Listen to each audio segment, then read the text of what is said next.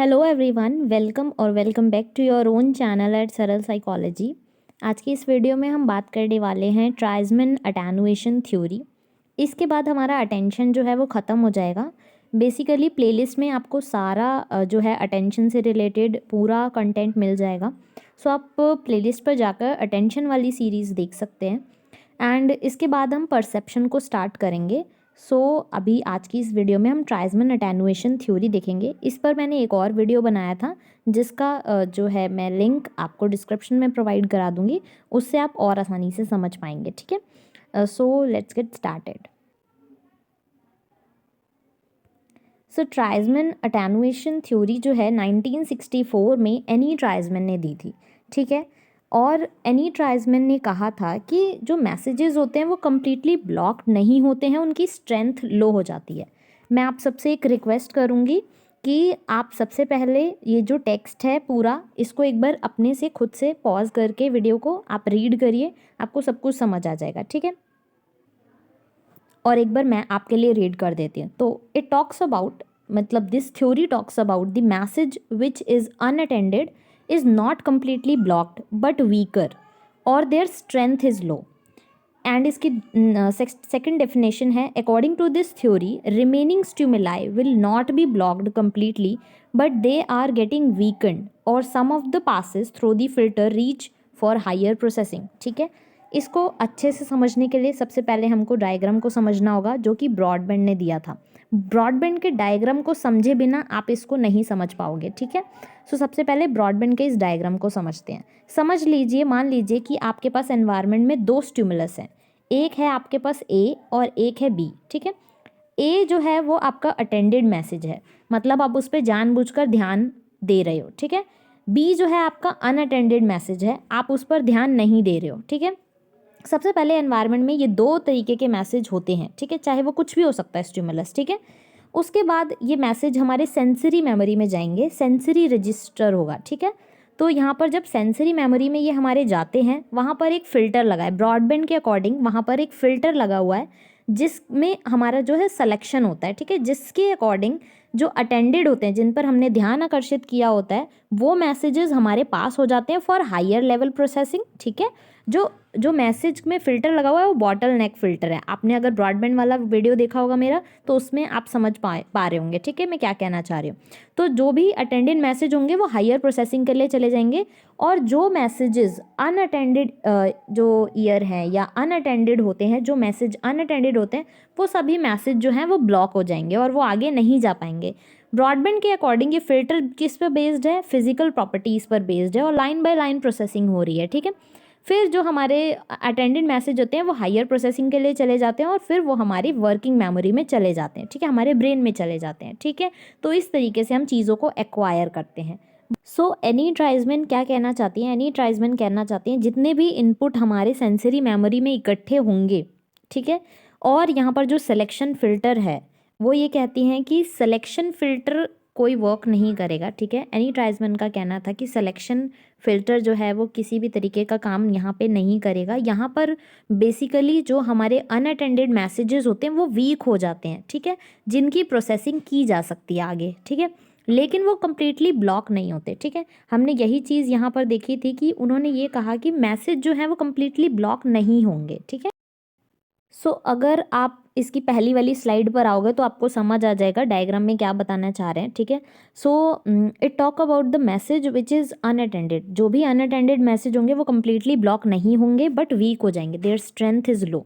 According to this theory remaining stimuli will be block. ठीक है, बाकी जो स्टिमुलाइज है विल नॉट बी ब्लॉक। ठीक है, ब्लॉक नहीं होंगे completely but they are weak, और उनकी प्रोसेसिंग भी की जा सकती है हायर लेवल पे जाके। ठीक है, यहाँ पर यही पर्टिकुलर डायग्राम में मैंने आपको समझाया है कि हायर लेवल प्रोसेसिंग में जाकर वो पास हो सकते हैं, हायर लेवल प्रोसेसिंग से जाकर पास हो सकते हैं। ठीक है, अनअटेंडेड मैसेजेस जो हैं वो ब्लॉक नहीं होंगे, ये जो है एनी ट्राइज़मैन कहना चाहते थे। ठीक है, नाउ जो एनी ट्राइज़मैन हैं उन्होंने इस पर्टिकुलर जो डायकॉटिक लिसनिंग टास्क था उसको मॉडिफाई कर दिया। ठीक है, ये बेसिकली जो एक्सपेरिमेंट दिया था डाइकॉटिक लिसनिंग टास्क वाला, ब्रॉडबैंड ने दिया था, इसी को मॉडिफाई करके उन्होंने, एनी ने ये चीज़ बताई। ठीक है, नाउ इस इन्होंने पूरी जो डाइकोटिक लिसनिंग टास्क था उसकी मेथोडोलॉजी को चेंज कर दिया, ठीक है।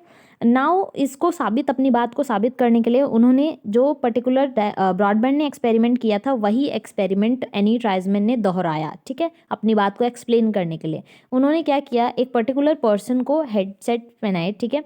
नाउ उसमें कुछ वर्ड्स जो हैं वो पर्सन को दिए गए, ठीक है, और दोनों ईयर्स में उसको मैसेजेस दिए गए, ठीक है। और जो पर्टिकुलर पार्टिसिपेंट था उनको बोला गया कि आपको एक ईयर के ही शेडो करने हैं, शेडो मतलब फोकस करने हैं, एक ईयर के वर्ड्स पर ही फोकस करना है, दूसरे पर नहीं करना है, ठीक है। तो 1 जो है वो अटेंडेड है, 1 अनअटेंडेड ईयर है, ठीक है, ये समझ गए आप। फिर जो है जो पर्टिकुलर टास्क है उसको रुकवा कर उन्होंने पर्सन से पूछा कि आपने क्या सुना, ठीक है। दोनों ही ईयर में एक के बाद एक करके, जैसे पहले फर्स्ट लेफ्ट ईयर में वर्ड्स सुनाई दिया गया, फिर सेकेंड ईयर में वर्ड सुनाई दिया है ना। तो इस तरीके से उनको जो है वर्ड्स को बताया गया और उनको फिर वो पूछा गया कि आपने क्या सुना। तो उन्होंने कुछ वर्ड्स जो थे वो अनअटेंडेड वर्ड्स के भी सुने, ठीक है, अनअटेंडेड ईयर के भी सुने। तो इस तरीके से जो हमारा अनअटेंडेड ईयर था जिस पे हम फोकस ही नहीं कर रहे थे वो भी वर्ड्स हमारे ब्रेन में आ गए, ठीक है। तो एनी ट्राइजमैन अपनी बात को साबित करने के लिए यही कहना चाहती हैं कि अनअटेंडेड ईयर में जो अनअटेंडेड जो मैसेजेस होते हैं, अनअटेंडेड ईयर में से जो मैसेजेस आए हैं वो कम्प्लीटली ब्लॉक नहीं होंगे, वो जो है वीक हो जाएंगे, जिसका प्रोसेसिंग आगे किया जा सकता है, ठीक है। इसलिए ब्रॉडबैंड के बात को नकारते हुए एनी ट्राइजमैन ने ये थ्योरी दिया, ठीक है, और इन्होंने ये कहा कि Anne Treisman proposed modified version of filter theory. Anne Treisman ने जो मॉडिफाइड वर्जन दिया फिल्टर थ्योरी का, एंड उनको क्या बोला, अटेनुएशन थ्योरी। अटेनुएशन थ्योरी मतलब क्या होता है, अटेनुएशन का मतलब होता है वीक होना किसी चीज़ का, ठीक है। तो एनी ट्राइजमैन ने इसको अटेनुएशन थ्योरी नाम दिया। She argued that instead of considering unattended messages as completely blocked, उन्होंने कहा कि मैसेजेस को कम्प्लीटली ब्लॉक्ड मान लेना गलत है, ठीक है, बहुत क्योंकि जो मैसेजेस हैं वो आ रहे हैं, ठीक है। इंस्टेड इसकी जगह उन्होंने क्या माना कि उनका जो वॉल्यूम है, उनकी जो इंटेंसिटी है वो धीरे हो जाती है, कम हो जाती है, जिसकी वजह से वो आगे प्रोसेसिंग नहीं हो पाती है, डिले हो जाती है प्रोसेसिंग। तो ये पर्टिकुलरली इनका कहना था। नाउ यहाँ पर ये पर्टिकुलर डायग्राम की हेल्प से आप और अच्छे से समझ पाएंगे, ठीक है। बेसिकली ब्रॉडबैंड को समझना ज़रूरी है एनी ट्राइजमैन को समझने के लिए, क्योंकि सार वही है, ठीक है।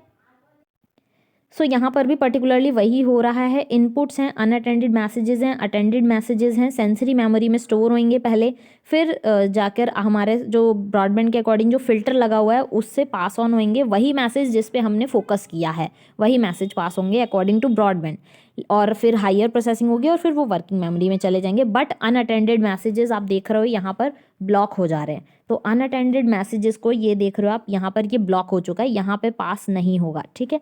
तो यहाँ पर अब हम जैसे कि देखें कि जो ट्राइजमैन ने दिया, ठीक है, ट्राइजमैन ने जो अपनी अटेनुएशन थ्योरी दी, यहाँ पर हमारे आ रहे हैं, ठीक है, अनअटेंडेड भी और अटेंडेड मैसेजेस भी आ रहे हैं, फिर ये हमारी सेंसरी मेमोरी में स्टोर हो रहे हैं, ठीक है। फिर यहाँ पर अटेनुएटिंग फिल्टर है। अटेनुएटिंग फिल्टर यहाँ पर क्या कहना चाहते हैं कि जो बेस्ड तो है फिजिकल करेक्टरिस्टिक्स और प्रॉपर्टीज़ पे, ठीक है, फिजिकल करेक्टरिस्टिक्स पिच और लाउडनेस पे बेस्ड तो है, पर यहाँ पर हमारे दोनों ही मैसेजेस जो हैं पास हो रहे हैं, ठीक है। ये जो है अटेंडेड मैसेज, ठीक है, अनअटेंडेड मैसेज वो वीक हो चुका है, जैसे यहाँ लिखा है ना अटेनुएटेड मैसेज है ये, अनअटेंडेड मैसेज जो है वो वीक हो चुका है, ये मैसेज वीक हो चुका है और ये इसकी इंटेंसिटी अभी भी उतनी ही है, ठीक है। तो जिस पर हमने ध्यान नहीं दिया था वो मैसेज हल्का वीक है बट वो भी पास होगा यहाँ से, ठीक है। ये पर्टिकुलर आप देख रहे हो यहाँ पे पास हो रहा है और ये हमारा वर्किंग मेमोरी में जा रहा है। अब यहाँ पे हायरार्की ऑफ एनालिसिस क्या हो रहा है, अटेनुएशन थ्योरी ये कहती है कि यहाँ पर जो एनालिसिस होगा वो 3 तरीके से होगा, ठीक है,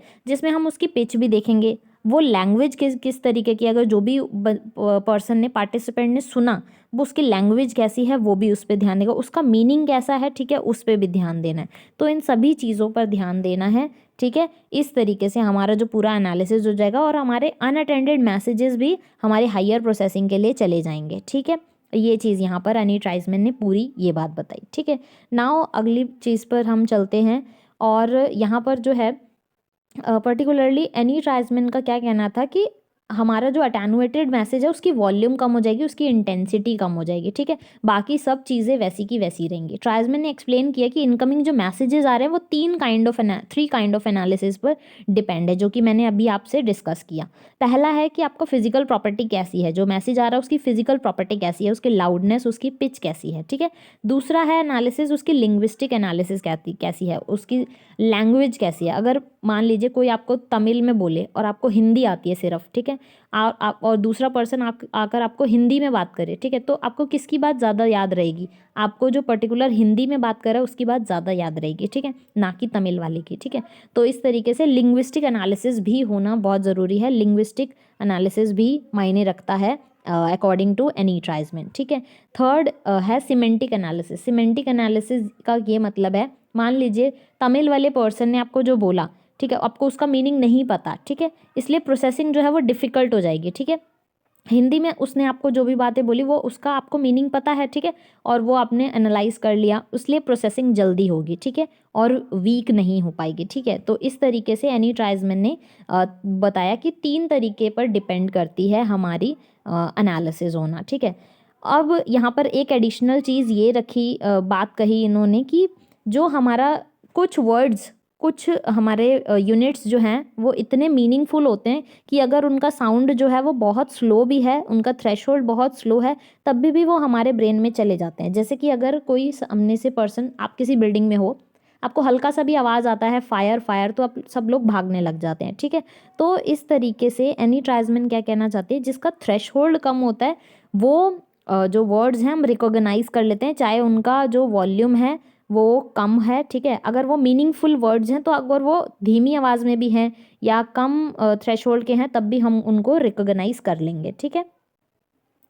सो एनी ट्राइजमैन ये कहना चाहते हैं कि जिनका सब्जेक्टिव इंपॉर्टेंस है, जिसको हम रिकॉग्नाइज कर सकते हैं एज लो वॉल्यूम पर भी, वो मीनिंगफुल वर्ड्स जो हैं हमारे माइंड में रह जाते हैं, ठीक है। Words that signal danger recognise at low volume पर भी डेंजर का सिग्नल हम रिकॉग्नाइज कर पाते हैं।